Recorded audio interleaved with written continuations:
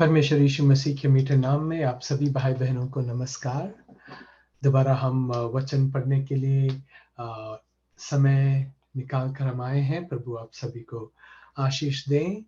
आज का विषय है व्यवस्था और कृपा, उसके दूसरा भाग है ये। आज हम मुख्य रूप से पढ़ने वाले हैं कृपा या अनुग्रह की सेवकाई की प्रधानताएं।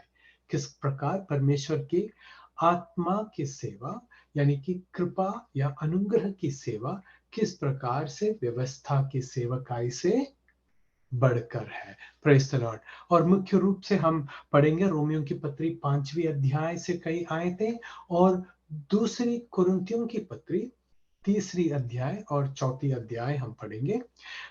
यदि आपने इसका पहला भाग नहीं देखा, पहला वीडियो नहीं देखा, तो आप जरूर वो वीडियो देखें। व्यवस्था और कृपा भाग 1 हमने पिछले शनिवार को हमने अपलोड किया है। आप जरूर वो देखें। प्रभु आपको आशीष दें। इब्रानियों की पत्री 10वीं अध्याय 28वीं आयत में इस प्रकार लिखा है, जबकि मूसा की व्यवस्था का नाम मानने वाले 2 या 3 जनों की गवाही पर बिना दया के मार डाला जाता है।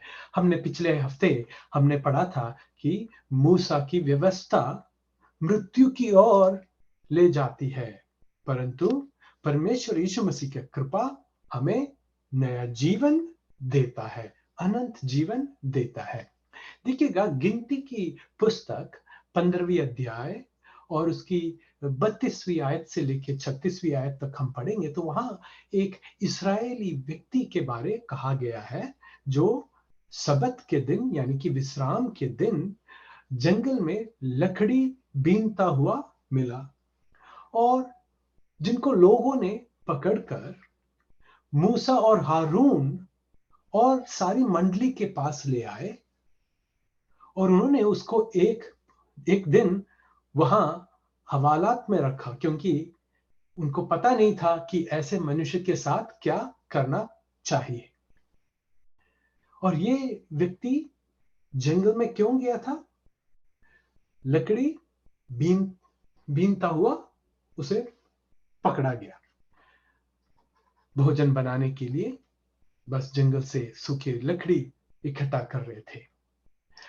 देखिएगा, तब यहोवा ने मूसा से कहा, वह मनुष्य निश्चय मार डाला जाए। सारी मंडली के लोग छावनी के बाहर उस पर पथराव करें। सो जैसा यहोवा ने मूसा को आज्ञा दी थी, उसी के अनुसार सारी मंडली के लोगों ने उसको छावनी से बाहर ले जाकर पथराव किया और वह मर गया। देखिएगा, व्यवस्था मृत्यु की ओर ले जाती है, परंतु परमेश्वर यीशु मसीह का कृपा हमें अनंत जीवन देती है। व्यवस्था की रक्षा करने और उसका पालन करने की उनकी इच्छा में फरीसी लोगों ने बहुत एक्स्ट्रा चीजें लिखकर व्यवस्था के साथ जोड़ दिए थे। अब ये वेबसाइट आप देखें, angelfire.com, और the 39 categories of Sabbath work prohibited by law, ou.org। ये वेबसाइट में आप जब जाएंगे आपको पता चलेगा कि 39 ऐसे कैटेगरीज, ऐसे पाबंदियां थी।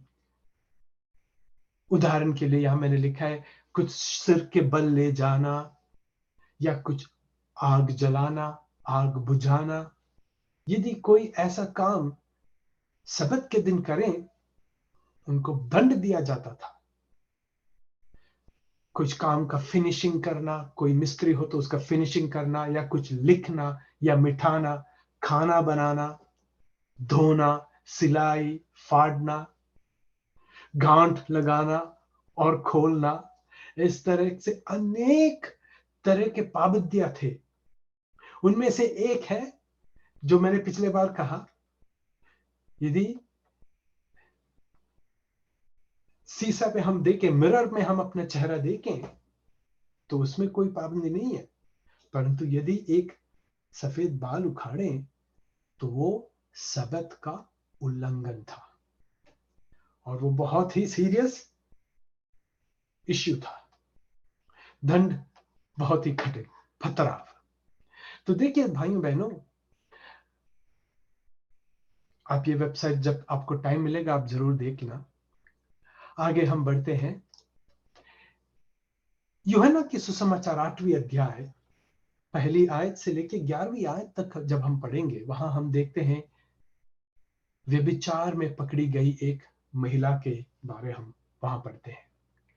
तो ये फरीसी लोग आते हैं, उसकी 4ठी आयत से जब आप पढ़ेंगे वहां ऐसे लिखा है, हे गुरु, यह स्त्री व्यभिचार करते ही पकड़ी गई है। व्यवस्था में मूसा ने कहा, आज्ञा दी है कि ऐसी स्त्रियों को पथराव करें। सो तू इस स्त्री के विषय में क्या कहता है? उन्होंने उसको परखने के लिए यह बात कही ताकि उस पर दोष लगाने के लिए कोई बात पाए। परंतु यीशु झुककर उंगली से भूमि पर लिखने लगे। देखिएगा, खुदा परमेश्वर उनका चतुराई को पहले ही जानता था, क्योंकि ये फरीसी लोग लेविया व्यवस्था 20वीं अध्याय और उसकी 10वीं आयत के अनुसार लेके आ रहे हैं। परंतु देखिए ये क्या कह रहे हैं कि इस स्त्री को व्यभिचार करते ही पकड़ा गया है। परंतु मूसा के व्यवस्था के अनुसार दोनों पुरुष और वो स्त्री को पथराव करना चाहिए था। इन्होंने सिर्फ स्त्री को ले आया और उन्होंने क्या कहा, उसकी 5वीं आयत में क्या कहा कि मूसा ने कहा है कि ऐसी स्त्रियों को पथराव करें। मूसा ने तो कहा स्त्री और पुरुष को। पुरुष कहां है? क्यों केवल स्त्री को ले आए? परमेश्वर यीशु मसीह ने इनका हृदय की चतुराई को परमेश्वर ने पहचान लिया। जब वे उससे पूछते रहे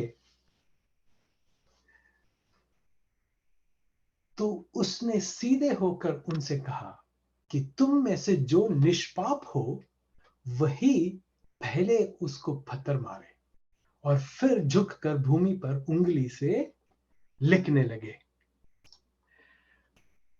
परंतु वे यह सुनकर बड़ों से लेकर छोटों तक एक एक करके निकल गए और यीशु अकेला रहा गया और स्त्री वहीं बीच में खड़ी रही। यीशु ने सीधे होकर उस स्त्री से पूछा, हे नारी, वे कहां है? वे कहां गए? क्या किसी ने तुझ पर दंड की आज्ञा ना दी? उसने कहा, हे प्रभु, किसी ने नहीं। यीशु ने कहा, मैं भी तुझ पर दंड की आज्ञा नहीं देता, जा और फिर पाप ना कर। देखिएगा यीशु क्या लिख रहे थे। मेरे ख्याल से ये आयत जब पढ़ते हैं कि परंतु वे यह सुनकर बड़ों से लेकर छोटों तक एक एक करके निकल गए। यिर्मयाह की पत्री, यिर्मयाह की पुस्तक 17वीं अध्याय और 13वीं आयत में ऐसा एक आयत है, हे यहोवा, हे इस्राएल के आधार, जितने तुझे छोड़ देते हैं वे सब लज्जित होंगे। जो तुझसे भटक जाते हैं उनके नाम भूमि ही पर लिखे जाएंगे, क्योंकि उन्होंने बहते जल के सोते यहोवा को त्याग दिया है। यानी कि जो मसीह से, जो परमेश्वर से भटक जाते हैं उनके नाम इस भूमि में ही लिखे जाते हैं। तो यीशु मसीह में जो सर्वज्ञानी परमेश्वर है, ये जो लोग आए हैं, फरीसियों के लोग जो इस महिला को खींच कर ले आए, उन सब के नाम एक क्रमानुसार मिट्टी में लिखने लगे। अपने उंगली से क्रमानुसार बड़े से लेके छोटे तक के नाम लिखने लगे। और जैसे ही एक एक देखा कि उसका नाम मिट्टी में लिखा जा रहा है, इनको याद क्या आया है? यिर्मयाह की भविष्यवाणी कि यहोवा से भटके हुए और नाश होने वाले लोगों का नाम भूमि में लिखा जाता है। एक एक करके चुपके से पत्थर नीचे गिरा के चले गए, वन बाय वन। एक और ताजुब की बात है, देखिएगा, ये फरीसियों ने यीशु को कैसे संबोधित किया? हे गुरु। उनके पास, यहूदियों के पास अनेक गुरु थे, हे गुरु। परंतु स्त्री ने कैसे संबोधित किया? हे प्रभु। देखिएगा, उस महिला में जो विश्वास आई, महिला ने यीशु को हे गुरु नहीं बुलाया, हे प्रभु। Hallelujah, praise the Lord. उसमें विश्वास आया परमेश्वर, उस महिला में विश्वास उत्पन्न हुआ। Hallelujah, praise the Lord. और उसी के कारण प्रभु कहता है, तुझ पर मैं भी दंड की आज्ञा नहीं देता। Praise the Lord. व्यवस्था मृत्यु की ओर ले जाता है, परंतु यीशु मसीह, हालेलुया, हम पर दोष नहीं लगाते। हालेलुया, विश्वासी पर दोष नहीं लगाते। कहते हैं, हालेलुया, हालेलुया, मैं भी तुझ पर दंड नहीं लगाता। तो जा, फिर पाप ना कर। कौन सा पाप? अविश्वास का पाप। हमने सीखा है, एक पाप है जो हर व्यक्ति को नरक में भेजता है। वो क्या है? अविश्वास। ताकि पिता ने इस जगत से इतना प्रेम रखा, ताकि जो कोई उसके इकलौते बेटे पे विश्वास करे, उनका नाश न हो, परंतु वो अनंत जीवन पाए। Praise the Lord. देखिएगा, इब्रानियों की पत्री 10वीं अध्याय 28 से लेके 29वीं आयत तक। जबकि मूसा की व्यवस्था का न मानने वाले 2 या 3 जनों की गवाह पर बिना दया के मार डाला जाता है, तो सोच लो कि वह कितना और भी भारी दंड के योग्य ठहरेगा, जिसने परमेश्वर के पुत्र को पांवों से रौंदा और वाचा के लहू को, जिसके द्वारा वह पवित्र ठहराया गया था, अपवित्र जाना है, और अनुग्रह की आत्मा का अपमान किया है। देखिएगा, अनुग्रह की आत्मा, कृपा की आत्मा जो परमेश्वर ने हमें दी है, वो पाप करने का लाइसेंस नहीं है। आज बहुत लोग ऐसे सोचते हैं कि जो गॉस्पेल ऑफ ग्रेस प्रचार करते हैं, वो पाप का लाइसेंस भेजते हैं। जो ऐसा सोचते हैं, उनका दंड कितना अधिक और कितना भयंकर होगा।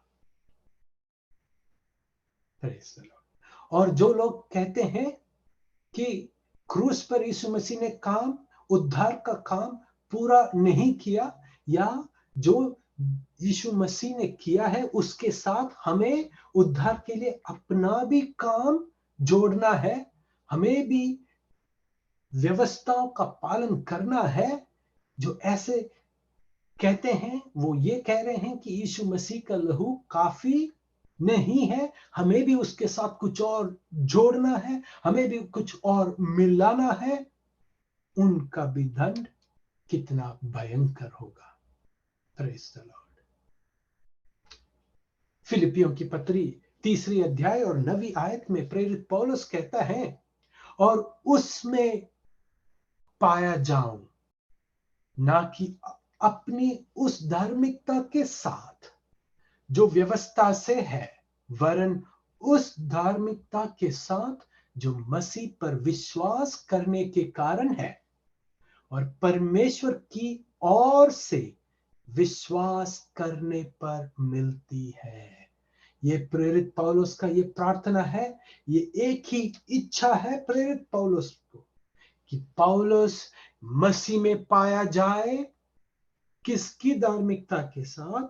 अपनी धार्मिकता के साथ नहीं जो व्यवस्था से है, परंतु उस धार्मिकता के साथ जो मसीह पर विश्वास करने के कारण है।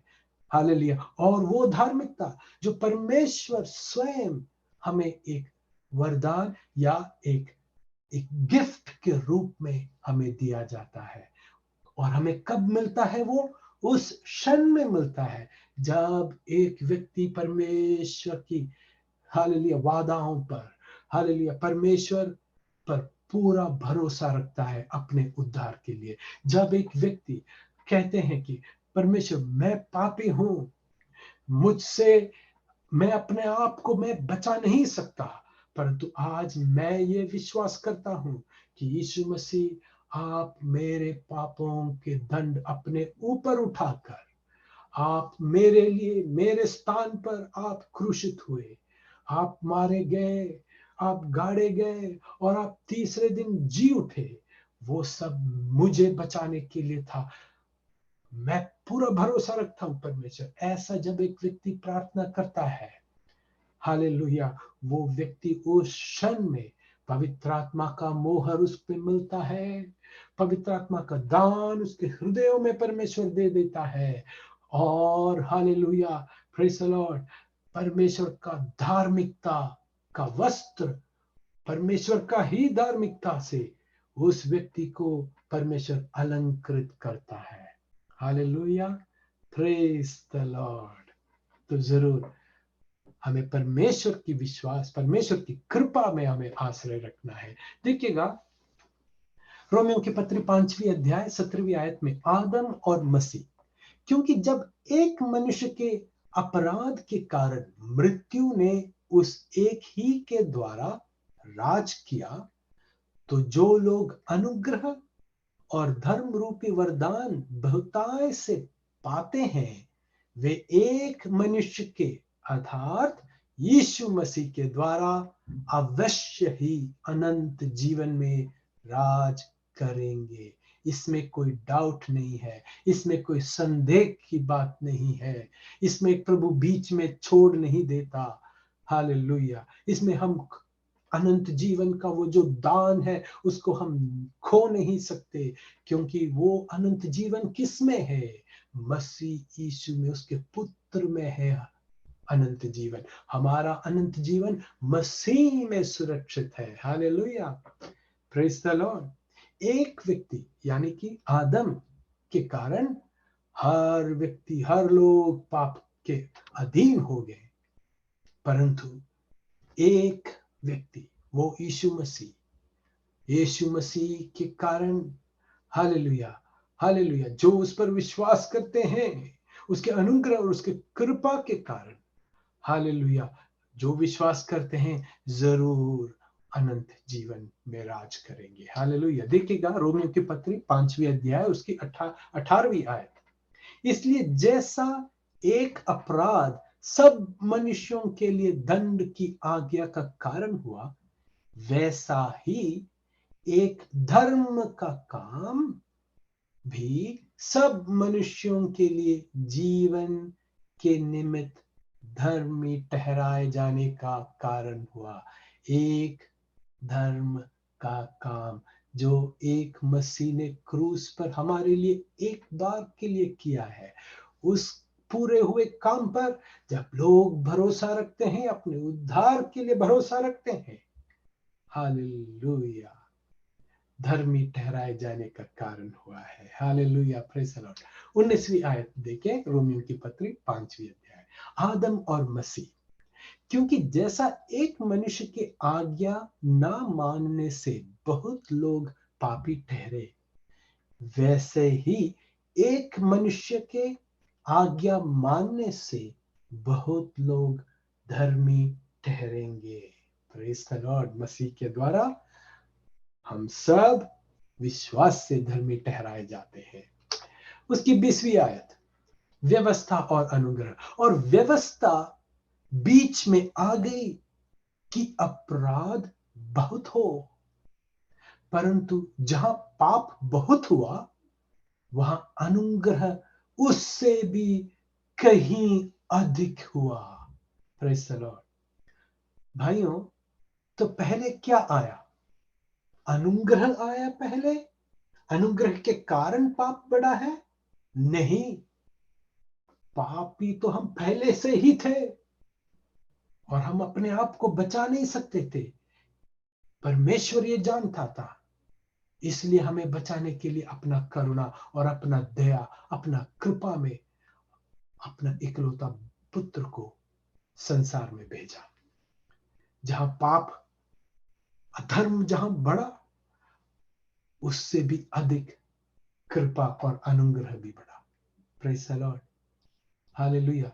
जो लोग सोचते हैं कि कृपा का सुसमाचार यानी कि पाप करने का लाइसेंस है, वो गलत बात है। वो गलत बात है। पापी तो पहले थे, कृपा बाद में आया। Hallelujah, praise the Lord. ये समझना बहुत जरूरी है। हालेलुया। उसकी 21वीं आयत, कि जैसे पाप ने मृत्यु फैलाते हुए राज किया, वैसा ही हमारे प्रभु यीशु मसीह के द्वारा अनुग्रह भी अनंत जीवन के लिए धर्मी ठहराते हुए राज करे। Hallelujah, praise the Lord, praise the Lord. पहली कोरिन्थियों की पत्री 15वीं अध्याय 56th verse, 1 Corinthians chapter 15 verse 56। हे मृत्यु, तेरा ढंग कहां है? मृत्यु का ढंग पाप है और पाप का बल व्यवस्था है। व्यवस्था अनंत मृत्यु की ओर ले जाती है, तो परमेश्वर का अनुग्रह, कृपा हमें अनंत जीवन की ओर, अनंत धार्मिकता की ओर, अनंत विश्राम की ओर, अनंत अनुग्रह की ओर हमें ले जा रहे हैं। हालेलुया। चॉइस आपका है, आप चुन सकते हो। व्यवस्था और अनुग्रह साथ नहीं मिलते। प्रेज द लॉर्ड, ये साथ साथ नहीं चलते। या फिर आप मूसा में हो, या फिर आप मसीह में हो, या फिर आप आदम में हो, या फिर आप मसीह में हो। चॉइस आपका है। Hallelujah, praise the Lord. तो सोच लो कि वह कितना और भी भारी दंड के योग्य है, जबकि मूसा की व्यवस्था का न मानने वाले 2 या 3 जनों की गवाही पर बिना दया के मारे डाले जाते थे। तो सोच लो कि वह कितने और भी भारी दंड के योग्य ठहरेंगे, जिसने परमेश्वर के पुत्र को पांवों से रौंदा है और वाचा के लहू को, जिसके द्वारा वह पवित्र ठहराया जाया है, अपवित्र जाना है और अनुग्रह की आत्मा का अपमान किया है। इब्रानियों की पत्री, प्रेज़ द लॉर्ड। इब्रानियों की पत्री से लेके प्रकाशित वचन तक वो 7 साल का महा प्रलय, महा कष्टता के 7 साल, 7 ईयर ट्रिबुलेशन पीरियड के यहूदी विश्वासियों से कहता है कि आप दोबारा मूसा के व्यवस्था में नहीं जाना, क्योंकि उस 7 साल में द थर्ड टेम्पल, इसराइल में तीसरा मंदिर बनाया जाएगा। इसराइल का तीसरा मंदिर, मगर वो कौन बनाने वाला है? एंटी क्राइस्ट बनाता है वो।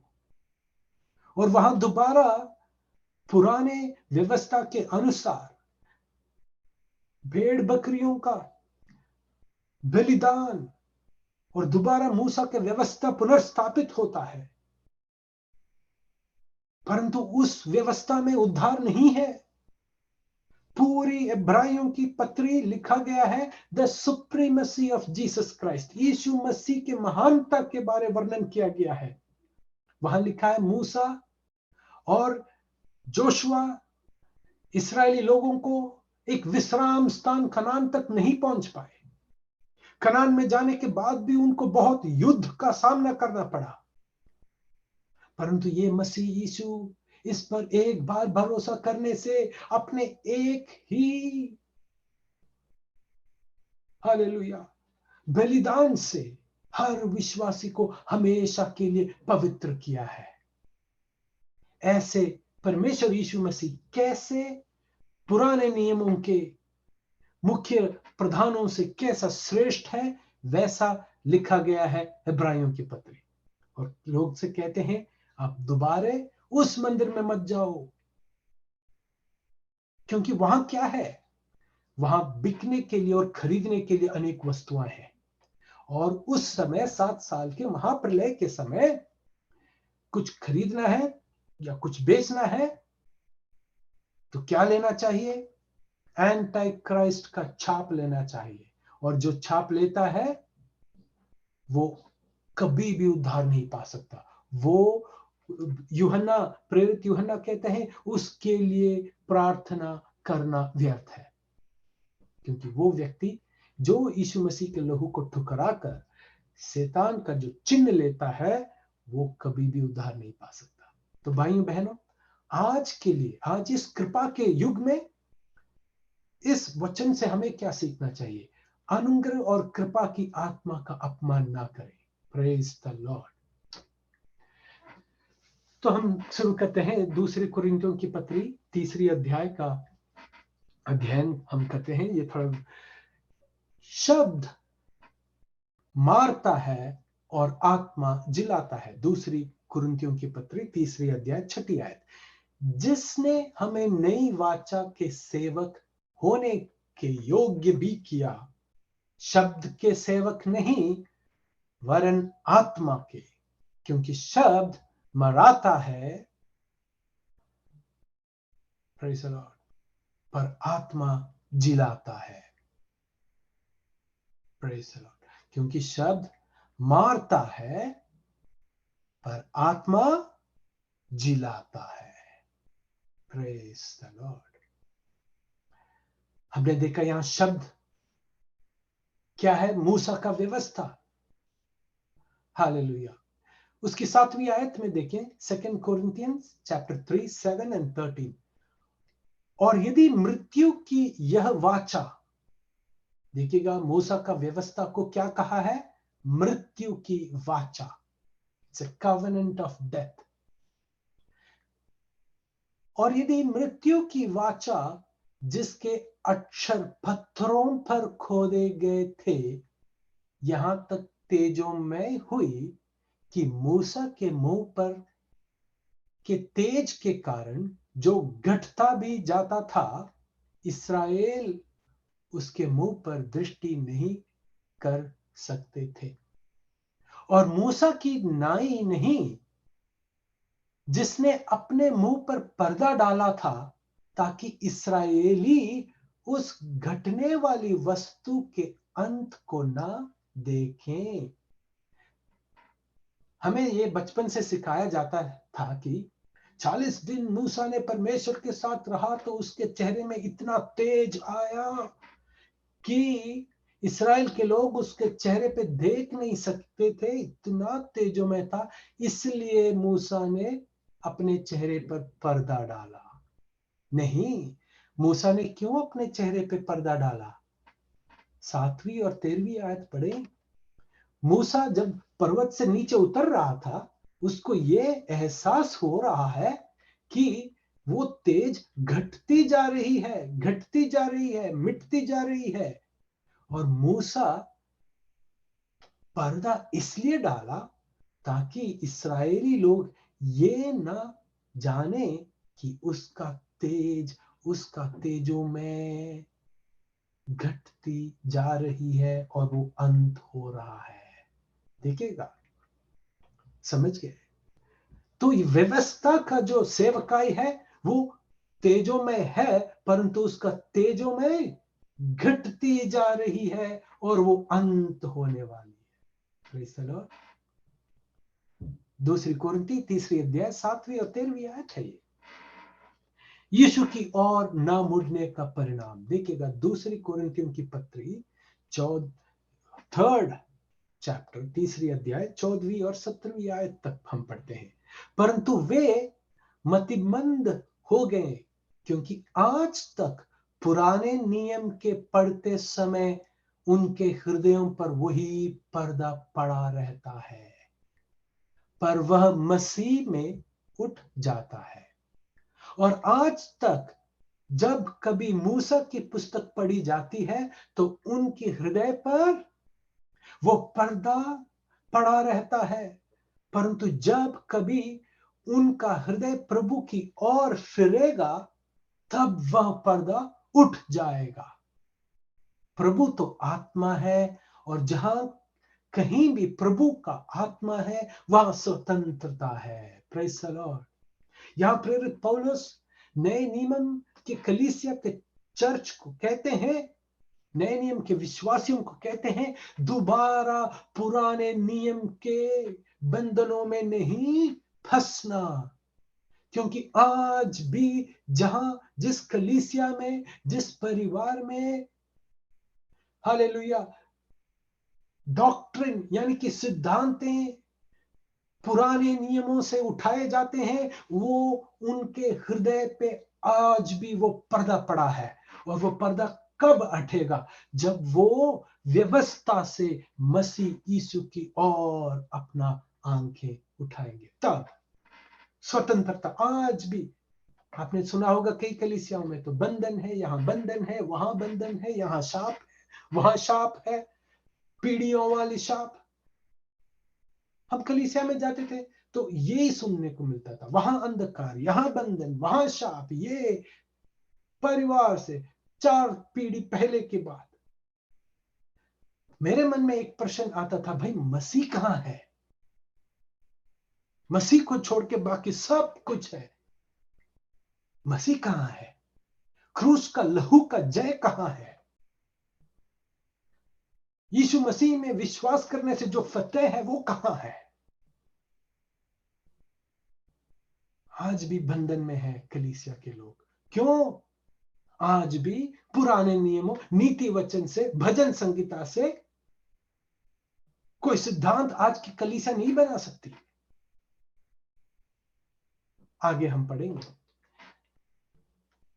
उसकी 18वीं आयत देखिए, दूसरी कुरिन्थियों 3री अध्याय 18वीं आयत। परंतु जब हम सब के उघड़े चेहरे से प्रभु का प्रताप इस प्रकार प्रकट होता है, जिस प्रकार दर्पण में तो प्रभु के द्वारा जो आत्मा है, हम उसी तेजस्वी रूप में अंश अंश कर के बदलते जाते हैं। Hallelujah. From glory to glory, महिमा से महिमा तक कौन जा सकता है? वही व्यक्ति जा सकता है जो परमेश्वर यीशु मसीह की ओर अपने नजर उठाते हैं, है ना? हमें महिमा से महिमा तक जाना है ना भाइयों बहनों। हालेलुया। जब तुरही फूंकी जाएगी, जब मसीह बादलों में आएंगे, जब हम उन्हें देखेंगे इन नजरों से, हम भी उसके समान हो जाएंगे। यदि वो अनुभव हमारा अनुभव होना है तो हमें क्या करना चाहिए? व्यवस्था से, पुराने नियम से हटकर नए नियम में मसीह यीशु ने कलवरी क्रूस पर जो परम पवित्र बलिदान किया है, उस पर हमें आश्रय रखना चाहिए। हालेलुया। Praise the Lord. और आज तक जब कभी मूसा की पुस्तक पढ़ी जाती है तो उनके हृदय पर पर्दा पड़ा रहता है। हालेलुया। मैं भजन संगीता 119 से आपको एक उदाहरण देना चाहता हूं। देखिएगा, ये सबसे लंबा भजन है। 176 आयतें हैं इसमें।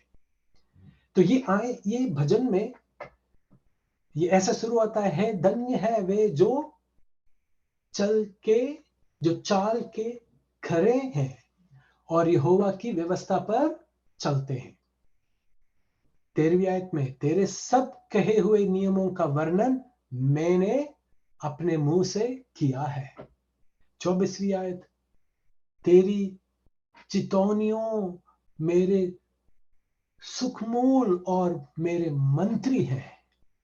30वीं आयत, मैंने सच्चाई का मार्ग चुन लिया है, तेरे नियमों की ओर मैं चित्त लगाए रहता हूं। हे यहोवा, मैंने रात को तेरा नाम स्मरण किया और तेरी व्यवस्था पर चला हूं। मैं तेरे उपदेशों और चितौनियों को मानता आया हूं, क्योंकि मेरी सारी चाल चलन तेरे सम्मुख प्रकट है। ऐसे अनेक, वो पूरा भजन व्यवस्था के बारे, परमेश्वर के नियमों के बारे में वर्णन किया गया है। परंतु उसकी आखिरी आयत में क्या लिखा है?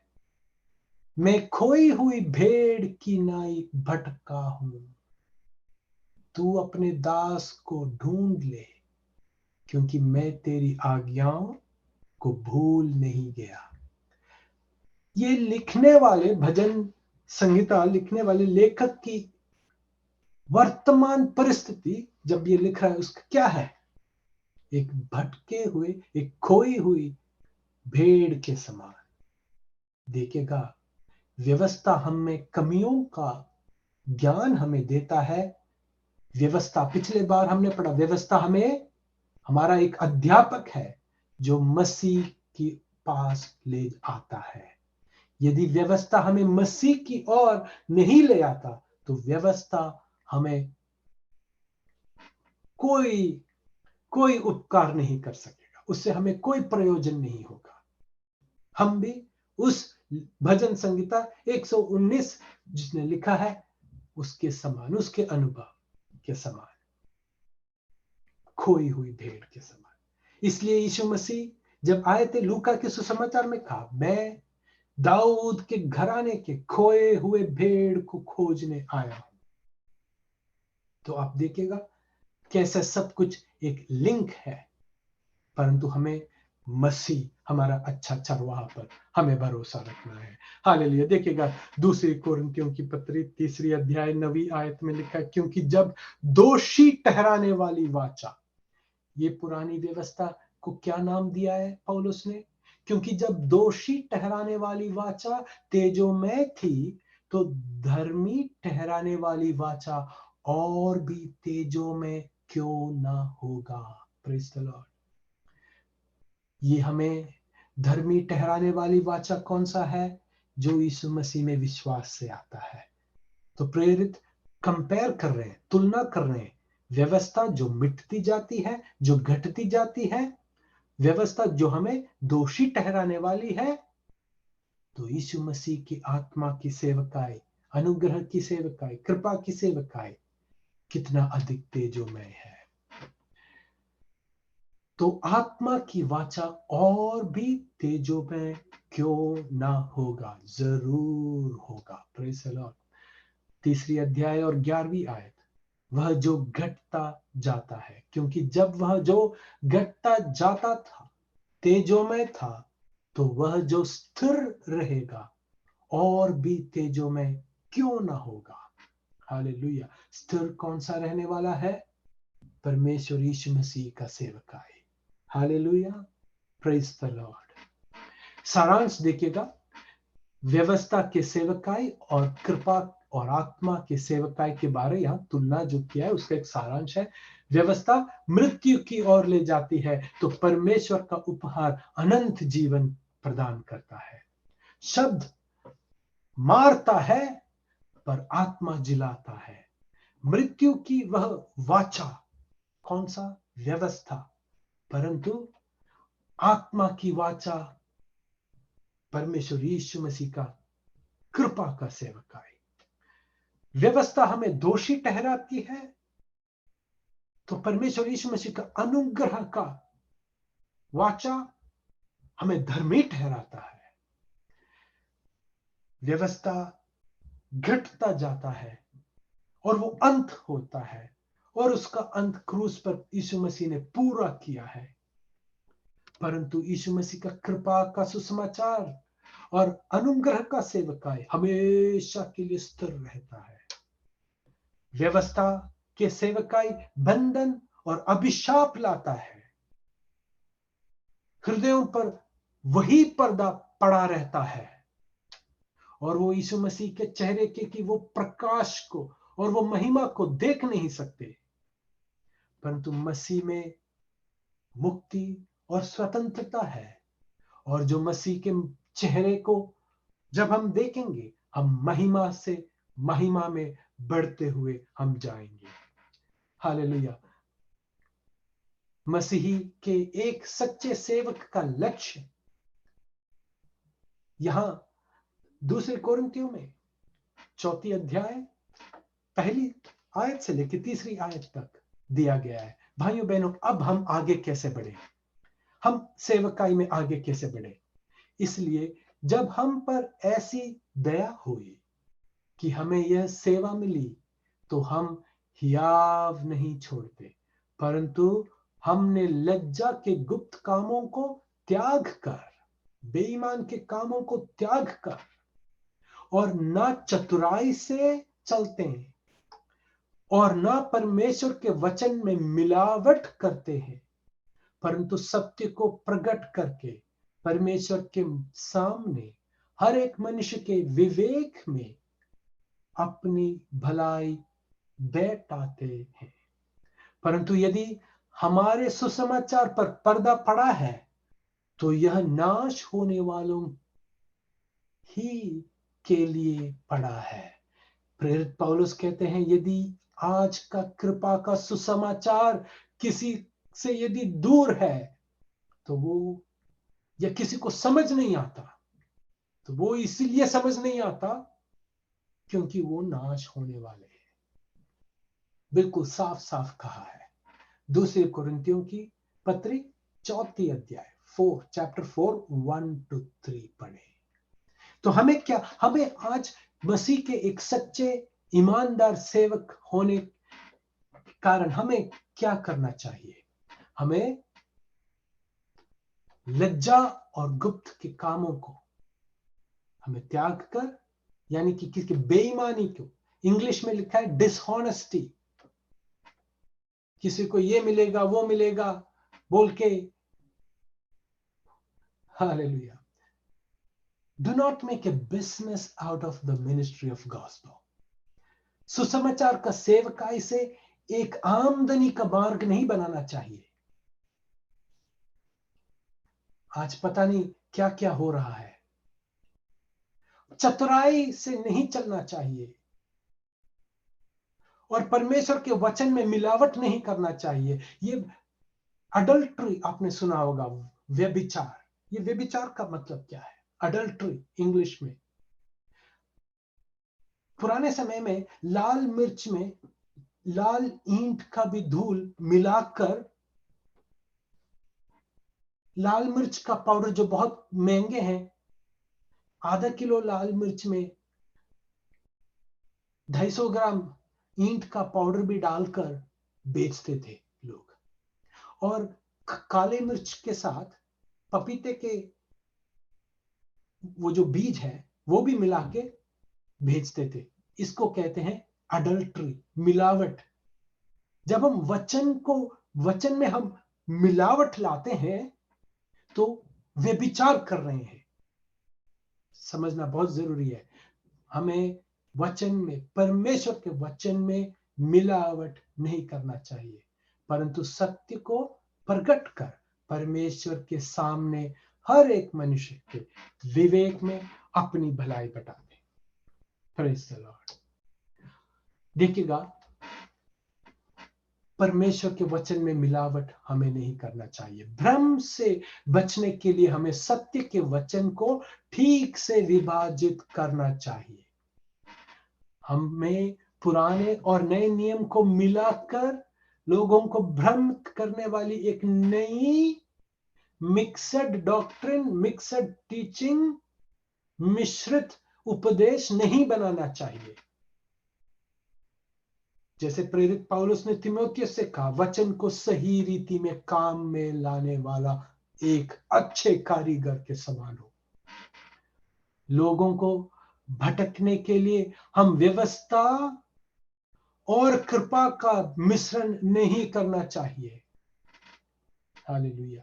व्यवस्था पिछले वीडियो में हमने पढ़ा वो इस्राएली लोगों के लिए था, hallelujah, praise the Lord, praise the Lord. हमें यीशु के शिष्य होने की आवश्यकताओं के साथ उद्धार की आवश्यकताएं को नहीं मिलाना चाहिए। Discipleship and salvation is separate things. To be a disciple of Christ, it will cost everything. To be saved through Christ, it is a free gift of God. उद्धार यीशु मसीह का सौजन्य दान है। तो यदि यीशु मसीह का शिष्य होना है, चेला होना है, तो उस व्यक्ति को अपना क्रूस लेके हर दिन मसीह का पीछा करना है।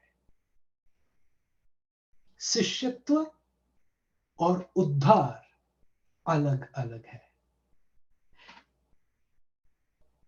यूदा इस्करियोत परमेश्वर यीशु मसीह का एक शिष्य था, परंतु उसने कभी उद्धार नहीं पाया था। वो नरक गया। यीशु ने स्वयं कहा वो नाश योग्य, ये पद का इस्तेमाल किया है यूदा इस्करियोत को संबोधित करते हुए। भाइयों बहनों, मिलावटी ना करें वचन में। Praise the Lord. हमें यीशु द्वारा प्रचार किए गए राज्य का सुसमाचार, जो इस्राएल के लिए यहूदियों के पिताओं से, दादाओं से परमेश्वर ने जो वरदान किया था, जो वाचा बनाया था, अब्राहम, इसहाक और याकूब से जो वाचा बनाया था, उसका सुसमाचार, राज्य का सुसमाचार, और पौलुस को यीशु मसीह ने जो प्रकाशित किया गया है अनुग्रह का सुसमाचार, ये दोनों का मिलावट हमें नहीं करना चाहिए। The kingdom gospel should not be mixed with the gospel of grace, which is for the church, which is for the Gentiles, which is for the whole world in this church age.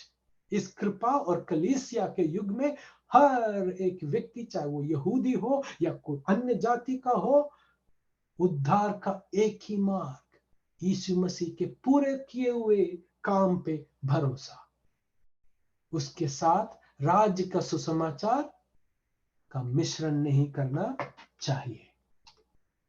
Hallelujah, praise the Lord. यूहन्ना की पहली अध्याय सुसमाचार, पहली अध्याय 16वीं और 17वीं आयत पढ़कर मैं यहां अंत करना चाहता हूं, क्योंकि उसकी परिपूर्णता से हम सब ने प्राप्त किए, अर्थात अनुग्रह पर अनुग्रह।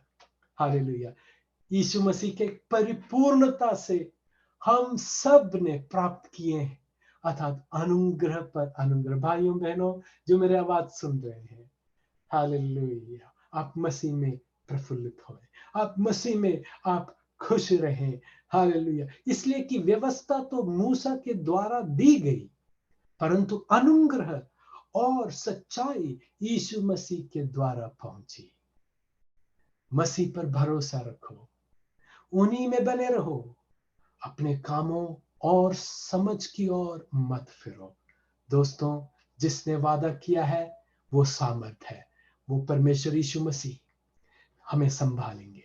उसने कहा जो पिता ने मुझे दिए हैं और जो मेरे पास आए हैं, उनमें से एक को भी मैं ना खोऊंगा और कोई मेरे हाथ से उनको छीन न पाएगा। मेरा पिता सबसे बलवंत है और उनके हाथ से कोई भी उन्हें नहीं छीन सकता। हालेलुया, आप चाहें तो यीशु के हाथ से आप भाग नहीं सकते। हम मसीह से भी बलवंत नहीं हैं भाइयों बहनों, ये परमेश्वर का कृपा है। परमेश्वर ने हमारा हाथ थामे हुए हैं। Hallelujah, praise the Lord. कितनी अनुग्रह की बात है। भाइयों बहनों, समय निकालने के लिए धन्यवाद। ये वीडियो आपने सुना, आप आगे फॉरवर्ड करें। प्रभु आप सभी भाई बहनों को आशीष दे। धन्यवाद। संपर्क करें secure SECUREIJC @gmail.com। God bless you. Thank you for taking time. Hallelujah. Praise the Lord.